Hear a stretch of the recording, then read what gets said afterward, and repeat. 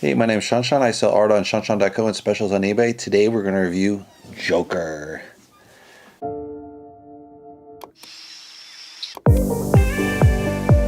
So this is a film by Todd Phillips. It's 2 hours, 1 minute, so just a little over long, over an hour and a half, but with a character like this, I think 2 hours is justified. The actors are Joaquin Phoenix as Arthur Fleck, kind of the precursor to Joker.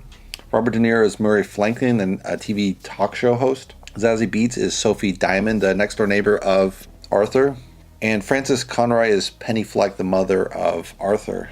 So it's the story of this guy. He plays a clown. He's trying to be a comedian. He's basically kind of a washed up clown. Gets beat up by some local kids, chase him down. They beat him up. And so he's not in a good state, right? He's also kind of a ward of the state, and he goes to a social worker weekly to kind of get his evaluation plus get his medicines, and then that gets cut off because the city government's kind of cutting back on resources. So then he's going off his medicine. There's no way for him to get medicine to kind of treat his condition, and so of course he's getting much worse. Then his friend at work actually sets him up, gives him a gun and then tells him, hey, why do you have a gun, and sets him to get fired, right? He was actually betrayed by this guy, so really kind of breaks down his personality. And then he goes to a comedy club and he seems like he's doing kind of okay. He's kind of has this weird laugh. He just laughs, and at the weirdest moments, I mean, I do it too as well. Laugh when you shouldn't laugh kind of goes with having a crazy mother. So he makes it through this comedy show. Supposedly he sleeps with the next door neighbor, but maybe that was just in his mind. It's hard to say. And then he goes on the talk show host and he kind of confronts the guy, and because he kind of made fun of him. And that's basically the story, and it goes a little further from there. One thing I really liked in the film was it's set in the 70s, so this is a really hard economic time. It's really kind of this rich versus poor theme at the same time, which plays out well with kind of the current political backgrounds of, a billionaire president. It's the rich versus the poor kind of same issue. But in this case, in the 70s, it's actually interesting because if you think about it, that was actually a Democratic regime under Carter, and they ruined the economy. So it wasn't the rich versus the poor, just like an idiot running the economy, good natured, but didn't know what he's doing economically, right? And so because it's set in the 70s, you have like this, it's hard to get jobs. It's the downturn. There's a lot of crime in the city. And this was true in the 70s of New York City. So it's obviously Gotham, which is kind of a dark version of New York City. And I really think they really got that down, especially with there's a lot of graffiti on the subway, and it encourages kind of criminalization and people acting bad just off the bat. So it really sets a tone for this. And this is kind of the pre-Giuliani New York City, right? And Gotham. And it has a lot of vibe there of how, a character like this could be built. The mother's demented. She claims that Arthur is actually the son of Thomas Wayne. She's like, oh, he's going to help us out. And you're like, I'm the son of Thomas Wayne. What? And the letters never come. And so he feels really bitter against this Thomas Wayne guy because he's never getting help. And then he kind of confronts the guy, and he's like, no. He confronts the butler. And the butler's like, no, the guy that protects the grounds. He's like, no, you were adopted. And you're like, what are you talking about? So he goes to the hospital. He finds out he was adopted, and so his mother is crazy. And so that's kind of the ultimate, kind of like takes him over the edge, right? So it has this really nice play back and forth between what's reality, what's not reality. And another thing about the film is Arthur's really slimmed down. If you ever seen the movie Machinist, that was another great film with the other guy that plays Batman. I can't think of his name right now.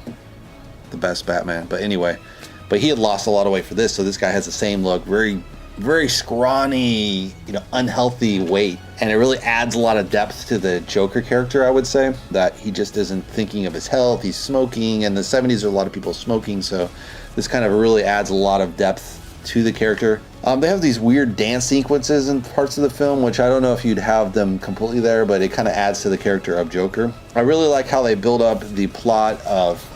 Oh, the cat's coming up here. The plot of Arthur having his real grudge against the Wayne family, and then as the tension builds, you think, oh, he's for sure gonna kill Thomas Wayne, and you're like, oh, this is an interesting twist of events. But in the end, it's not the Joker, is someone else. And so they stick to the original origin story of Batman, which is really great as a really diehard fan. I'm a really diehard fan. I read all of Batman when I was younger. I had the whole complete collection, and that's really cool that they stick to the origin story. As far as improvements, I would say, timing-wise, I think it's pretty fine. I think there's a part where they tell, Joker gets the records, and he's reading the records of his mother, Penny, and you know, they kind of flash through and it's kind of like they make it too fast, I think. But I think what they could have done here is kind of have him going through the records, and then they show the scene where she's like confessing her crimes, right? And what they should have done is confess her crime and then flash back again to like when the kid's actually being beaten and thrown against a radiator and brutally beaten. You would have made a much more strong connection with Joker. So I think that could have been improved a little bit. End of the film, I kind of would have ended just where, you know, Bruce's parents are killed and then Bruce just kind of balls his fist up. I think that's how I would have ended the film. What they did is they extended it where Joker goes to Arkham, which is how he kind of becomes even crazier in Arkham, right? And then he kind of, it looks like he escapes, right? So they have, that's basically the real origin story of Joker. So I think they do have to have the ending Arkham, but it kind of would have made sense just to have him kind of ball up the fist, like just focus on Bruce Wayne balling up the fist. It would have been great because then you're like, oh, I want to go see Batman, right? But this way you're just like, oh, what the hell happened to this Joker guy, you know? So I might have changed the ending a little bit. I think it makes sense to what they did, but it kind of would have made sense too to end on the formation of Batman, because there is no good guy in this. You know, Thomas Wayne is kind of a good guy, but not really. So that's kind of interesting. The other change I would have made, I don't think I would have used De Niro as a talk show host. He's a really good actor, but I think he's just beyond his league. To show a TV host, you really have to be a comedian yourself. And the guy that becomes the comedian host, the TV host, those guys are like 1 in 1,000 comedians they get to be at this high level. So you have to be like in the top 10% of 1,000 people and then the top 1% of the 1%, right?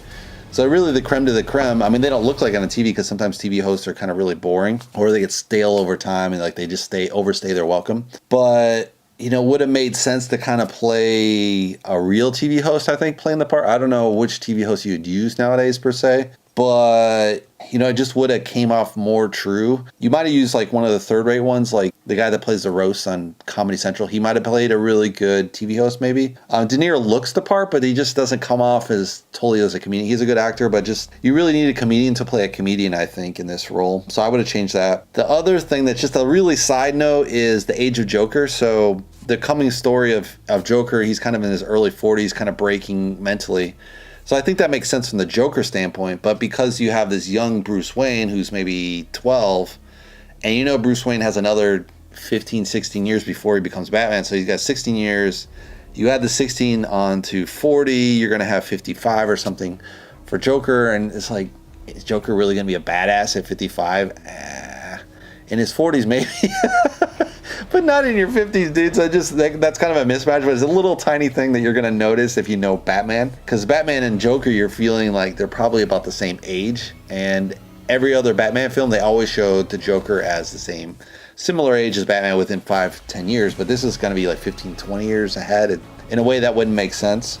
So that's kind of a little flaw in the film. The really interesting thing was, before we get into the film, as I noticed, as I said before, there was actually real cops on the scene, so it just builds up the drama, and you're like, what the hell's going on? And then you remember back, there was a shooting at an actual cinema showing Batman film, and this film has Joker as a cop killer who's kind of unrelenting. He doesn't have no remorse. He actually gets worse and worse off the deep end, so to say, and gets less and less connected with his humanity.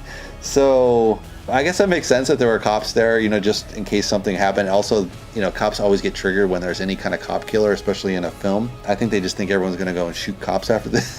It's not true, but, you know, it's better to be cautious than, you know, have something happen. I don't know if they really prevent something from happening unless they have metal detectors or something. So I don't know how effective it was anyway, but I guess they'd be able to get in there and do something right away. The other thing I would say that's really strange is there's no good guy. There's really kind of caricatures of good guys, but it's all really kind of, this whole cast is kind of villainous in a way. So it's kind of strange to shoot a bad guy, but there's no good side. You really need kind of those pairing up a little bit. You can have the good guys like the minor character, and then, or say, for example, like in Avengers, they did, you know, the Avengers are fighting the guy with the fist. I don't remember him. In the end, he kills everyone off. And you're like, dude, that's not supposed to happen when Thanos wins, right? So you can do something like that where you have an anti-hero, but in this case, you just have a villain, and you have the characters kind of pushing him on to make him become more villainous, so you don't really have a good guy to counteract this. You have the origin of Batman, of course, but this is before he even does any of the training or anything. So it's just, you're like, oh, this is how Batman gets made. And at the same time, it's really the origin story of Joker at the same time. So I don't know if that works as a film in a way. It is a very interesting concept, though, just to do a pure villain film. I'd recommend it. If you want to subscribe, you can subscribe below. And I'll see you in the next film review. Thanks for watching, guys.